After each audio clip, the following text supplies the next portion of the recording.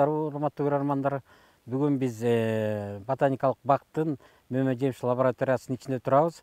Питомниктин кызматы бул көчөт өстүрүү, көчөттү көбөйтүү. Биздин негизги максатыбыз көчөттөрдү көбөйтүп, элдерге таратып, анан жаңы сортторду чыгарып, жаңы сорттордун көчөттөрүн көбөйтүү максатында иштейбиз да. Бул жерде энелик тамырларды көбөйтүү питомнигинде турабыз. Көчөттөр жапайы болуп эсептелет. Энелик тамырды калемче менен дагы анан топурак менен көбөйтүп, тамырынан көбөйтүп алган ыкмасында турабыз да. Энелик тамырлардын 3 маркасы бар. Орто бойлуу өсө турган MM109 маркасы деп коебуз. Анан кичинекей бойлуу көчөттөр MM109 деп маркасы айтылат. Андан кийинки MM96 деген да маркабыз бар. Алар дагы булар полукарлик деп орто бойлуу деп эсептелет. Бул негизи эмне үчүн айтып атам, бул полукарлик, анан высокорослый, анан кичи бойлуу депчи. Орто бойлуу, кичи бойлуу. Бир тамырдан 5-6 тамыр чыгат да. Эртең бир күндөрү Кудай буйрса бунун баарын кесип алып туруп, алып барып тияка отургузабыз да. Ошондо мунун баарын казып алабыз дагы. Ошо тамырчасын эле калтырып койсок, ошо тамырдан эмки жылы биякта азыр 5 болуп атса, эмки жылы 10 чыгат. 10ду анан кайра ушинтип картошкадай эрте жаздан баштап кеч күзгө чейин 3 жолу түптөсөк, 3 жолу түптөп турабыз. Мисалы үчүн жазында, жайында, анан күзүндө. Ошондо тиги 10 бутак чыгып чыккан эме тамыр байлайт. Ошо тамырдан эле кайра кесип алсак, бул көбөйтөр. Бул энелик тамырды көбөйтө турган маточник полеси 10-15 жыл кызмат кылат да. Бул жыл сайын кесип алган сайын бул көбөйө берет. Ошондо бир түп 50-60га чейин, 100га чейин тамыр бергенге кудурети жетип калат бир 10 жылдан кийин. Азыр жаш али, бирок дагы кызмат кыла турган жылдары бар. Ушуну көбөйтүп алгандан кийин анан количествосы көбөйтүп, көчөттөрдү жанагынтип жаңы ыкма менен отургуза турган, жана интенсивдик бактарды отургуза турган тамырларга пайдасы тие турган ушулар да. Монтип мына ылдый казып чукуп алгандан кийин өзүнүн ылдыйча, мына ылдыйраак жерине тамырча байлайт, көрдүңүздөрбү? Бул топурак үйүлүп турган жер да. Анан муну мондай кылып туруп кесип алсак, бул тияка баргандан кийин тамырча болуп өсө берет. Мондай лишнийлерин алып салабыз да, бирден кылып отургузабыз. Бул тамыр чыгат. Мындан өйдөрөөк бир 20-30 см кесип салабыз дагы.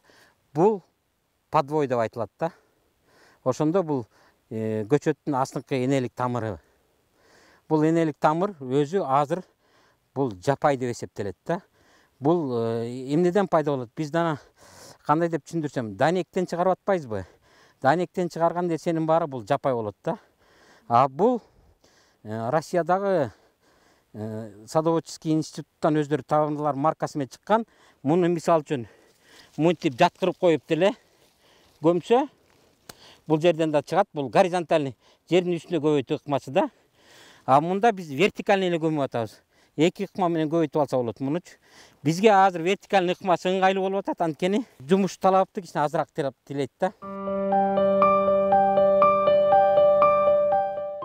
Бирөөнү казып алсак, ошондо бирөөнөн бир тамырдан бир көчөттүн астыңкы тамыры пайда болот. Бул тамырды көчөткананын биринчи полесинен экинчи полесине алып барып отургузабыз да. Бул отургуза турган мал азыркы күз малында. Бул орто бойлуу болуп өстүргөнгө. Көчөт бийик болуп өспөйт. Кийин түшүмдүү тергенге да жапыз бойлуу болуп өсө турган тамырчалар да. Муну отургузганда жана 3 бутак болуп каткандарды бирөөсүн эле калтырабыз дагы. Үстүн бир 40 сантиметрге чейин кесип салып туруп, анан кийин муну алып барып отургузабыз. Бул энелик тамыр, астыңкы тамыр болуп эсептелет да. Ошондо мен бул маточникти көрсөтөт атам. Бул көбөйткөн ыкмасы бул жерден. Бул жерден бул көчөттөрдү каалаган марка менен жана айтып атпаймынбы? MM109 анан MM106 деген маркалардын тамырын көбөйтүү ыкмасы бул. Бул бизге керектүү нерсе. Мунсуз эгер данегинен сепсек, көчөттүн бийиктиги бул жана бийик, илгерки бийик болуп өсө турган бактар болуп калат да. Бул быйылкы жаңы заманбап ыкма менен өстүрө турган көчөттүн тамырчалары. Көрдүңүздөр, моякта майда тамырчалар көп чыгып атпайбы? Бул тамырчаны картошкада кылып түптөп турса, ушул жерден мындай тамырчалар чыгып, анан ошо бул буяк жактан чыккан бутактарга да тамыр байлайт да. Бул картошкадай кылып жер менен көмгөн кезде эле чыгат. Муну өзүнө алып барып туруп сайып мындай калемче кылып өстүрө турганларга бул кирбейт да. Мынтип өстүрө тургандар бул башка жүзүмдөрдү өстүрсө болот. карагаттарды өстүрсө болот каламче менен. Бул биринчи поле. Энелик тамырларды көбөйтүү ыкмасы. Экинчи полесин биз алып барып отургузуп, ошол тамырларды сортовой алмага айлантуу. Ал ыкманы мен тияка барганда айтып берем.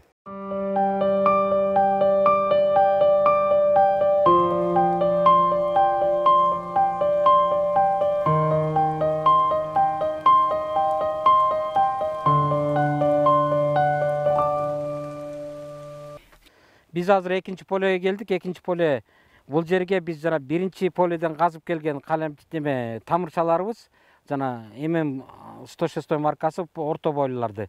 Biz тияктан көбөйтүп алгандан кийин тамырчасын кеч күздө алып келип туруп, эки ыкмасы бар да. Кеч күздө отургузуу, анан эрте жазда отургузуу. Biz көбүнчө кеч күздөөсүн пайдаланабыз. Чүй өрөөнүндө күн анчалык эле суук болбойт, ошон үчүн күздө отургузган ыкмасы аябай жакшы болуп эсептелет да. Ошондо казыла турган чуңкурчабыз где-то бир 30 сантиметрге чейин казылыш керек. Жумушак казып алышыбыз керек дагы.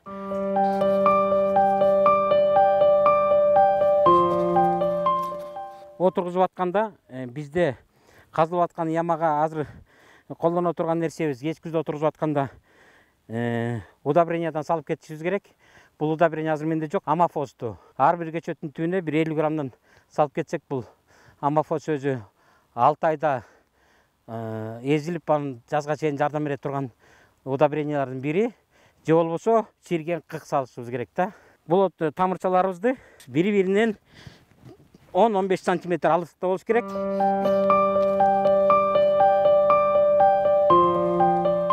Абага калып калбаш үчүн тебелеп тепсеп коебуз дагы, анан сугарып коебуз. Эмки жылы жазында кайра бул көчөткө улайбыз. Кыйыштырма ыкмасы менен улайбыз. Көчөттөрдү көбөйтүп ыкмасын буяка каалаган сортубузду отургузабыз да. Бул поледе бизде азыр ушундай эле калемчелер, былтыркы отургузулган калемчелер. Буган биз уже кыйыштырып, көчөттөрдүн көччөсүн уже чаптап койдук.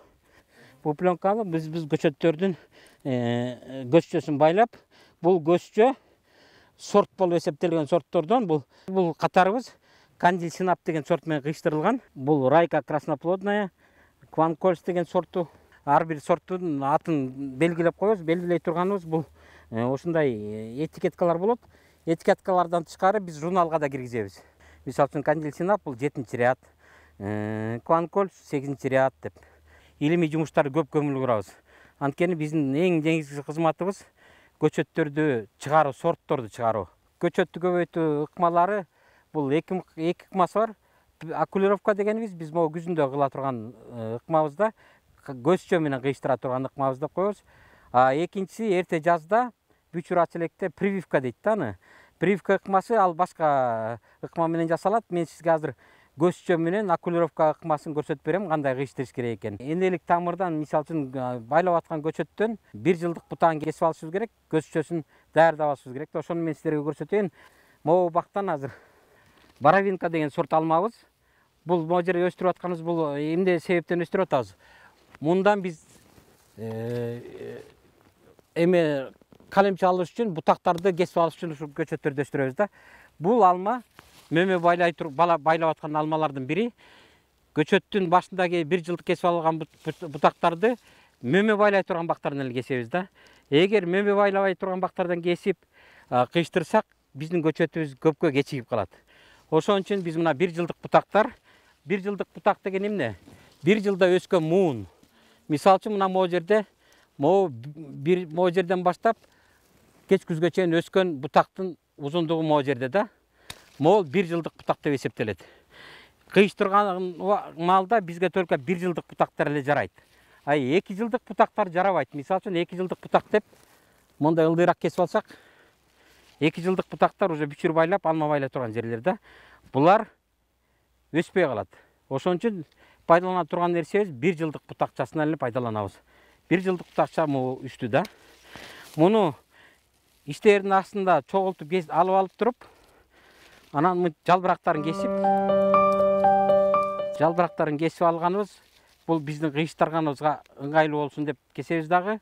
Анан мынча куйрукчасы обязательно калыш керек. Бышкан бүчүрлөр мына монтип кызарып, өңүнө келип кара кочкул болуп калат. Бул куйрукчаларды эмне үчүн калтырып атабыз? Бул куйрукчалар өзү пайдалуу нерсе, керектүү өсүп алгычакты приниматься эткичекти. Анан муну кыйыштырганда кармап, көзчөнү салганга да ыңгайлуу болуп турсун эсептелет. Анан ар бир калемченин үстү жактары бул бышалек, мына жашыл болуп турбайбы? Бул жашыл болуп турган жерлери бышалек болуп эсептелет. Муну пайдаланганга болбойт да, үстү жагын кесип таштайбыз. Биздин даярдап алган көчөттөрүбүз мына даяр. Кыйыштыруу асты деп айтылат. Эми буякта асты. Бул азыркы бул тамырлар, мисалы үчүн жана биз алып келип отургузбадык калемчелерди. Ошол 1 жылдык калемчелер болуп эсептелет.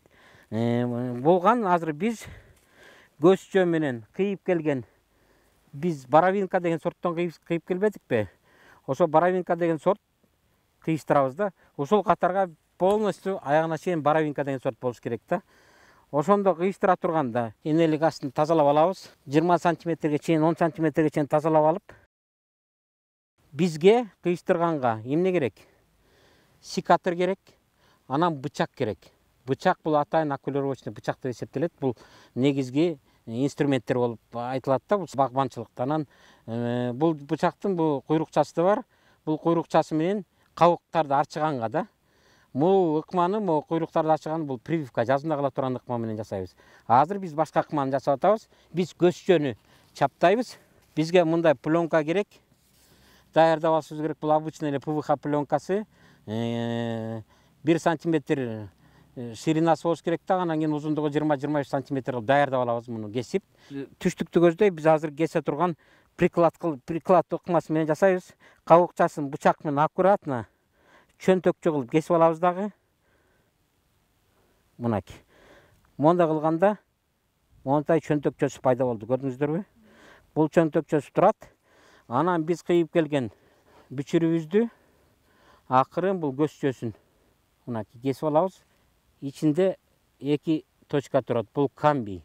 Точка прикосновениясы да 2 точка камбий. Ушул 2 точка көрүнүп туруш керек. Тура ушул камбийди тура кесип алсак, бул көчөттүн өсүшү да жакшы болот да. Ушул камбий барып, могу чөнтөкчөнүн ичине кирип мондай. Мына мен салдым, көрдүңүздөрбү? Чөнтөкчөгө. Мондай кылып туруп анан бул даярдап алган пленка менен байлайбыз. Үстү менен асты тең болду. Анан даяр пленкабыз менен астынан үстү ылдый байлайбыз. Байлаганда асты жагынан 2 жолу ороп алабыз. Мондай кылып, анан үстүнөн 2 жолу эмес, 3 жолу ороп, катуураак байлап, тартып, мынтип туруп мына чегилип байлап коебуз. Болду. Ушул куйрукча өсүп чыгыш керек да. Ошондо эне тамыры асты жапай болсо, үстү сортовой көчөт болуп чыгат. Биз кыйыштырган көчөттүн аты Боровинка. Эмки жылы ушул көчөт күзгө чейин 1 жылдык метр ой болуп, 1,5 метрге чейин өсүп чыгып көчөт болуп даяр болуп калат да. Бир көчөткө бир эле болот. 2ден 3дөн кылганда болбойт. Бир көчөт болду, могу көчөт, көрдүңүздөрбү? Бул көчөттөрдү көп масштабта жана 10 000, 20 000 көчөт жасаганда ушул ыкма менен жасалат да. Биз жасаган ыкмабыз бул приклад деп айтылат. Экинчи ыкмасы бар, Т-образный деп айтылат да. Т-образный мындай тилип туруп, мындай тилет дагы. Бул ыкма кичине оорураак, бирок мунун 100% өсө турган кепилдиги бар. Бычак өтө курч болуш керек да. Бул жана медицинский бычактарда эле аябай курч болуш керек. Ошондо Т-образныйга мындай кылып салабыз дагы. Т-образныйдыкы эки жагынан мынтип жаап калат. Ошон үчүн бул эмеси 100% кепилдиги бар деп айтылат да. Бирок бул ыкма убакытты көбүрөөк талап кылат да. Кайрадан кийинки эфирде жолукушакты, жакшы туруңуздар. Көрсөтүү Кыргыз Республикасынын өкмөтүнүн номер 67-токтому менен бекиген Кыргыз Республикасында 2021-2025 жылдары мамлекеттик тилди өнүктүрүү жана тил саясатын өркүндөтүү программасынын алкагында даярдалды.